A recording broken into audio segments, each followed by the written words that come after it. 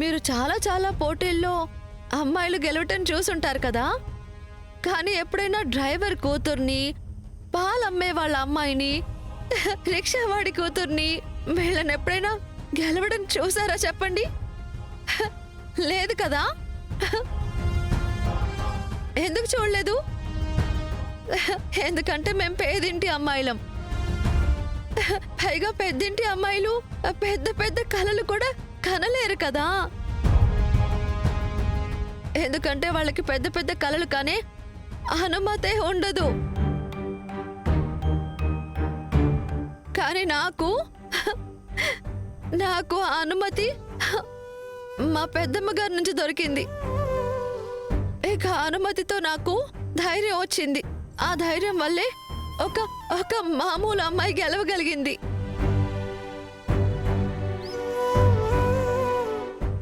నా పెద్దమ్మ గారు గెలుపుకి నిర్వచనమే మార్చేశారు. కానీ మీరేమో ఆవిడ్నే ప్రశ్నిస్తున్నారా?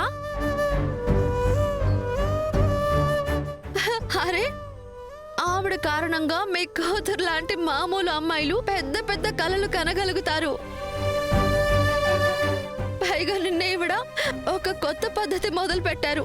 అమ్మాయిలు ఎవరైనా కానివ్వండి, ఎక్కడి నుంచైనా రానివ్వండి, తను పేదింటి అమ్మాయి అయినా లేక గొప్పింటి అమ్మాయి అయినా సరే, ఒకవేళ తనకి కష్టం మీద నమ్మకం ఉంటే తను ఖచ్చితంగా గెలుస్తుంది.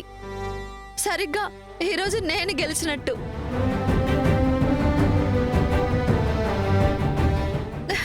పైగా నా ఈ గెలుపు వెనక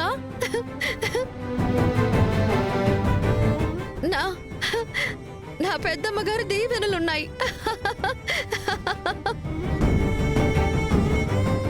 అరే, మీరెందుకు ఏం మాట్లాడట్లేదు? చెప్పండి, ఎవరు ఎందుకు ఏం మాట్లాడట్లేదు? అరే నీలం షర్ట్ అంకుల్, కళ్ళద్దాల అన్నయ్య, ఇదిగో నల్ల షర్ట్ వేసుకున్న అక్క, మీరు చాలా గొడవ చేసేశారు కదా, ఎప్పుడు మాట్లాడండి. ఎందుకు మౌనంగా ఉన్నారు?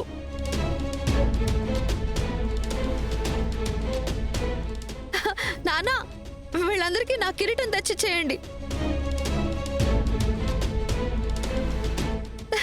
ఇచ్చేయండి నాన్న. Miss Vasudha, we are extremely sorry. Actually మేమందరం చాలా పెద్ద తప్పు చేశాం.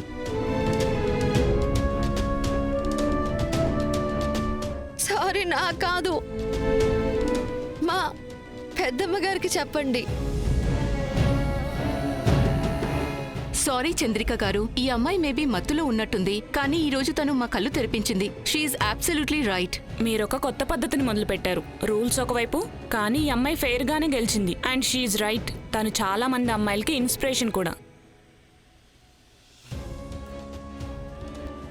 సారీ చంద్రిక గారు, మేమందరం మీ క్షమాపణ చెప్తున్నాము. మేం పొరపాటు చేశాం. వసుధ గారు చెప్పింది నిజమే.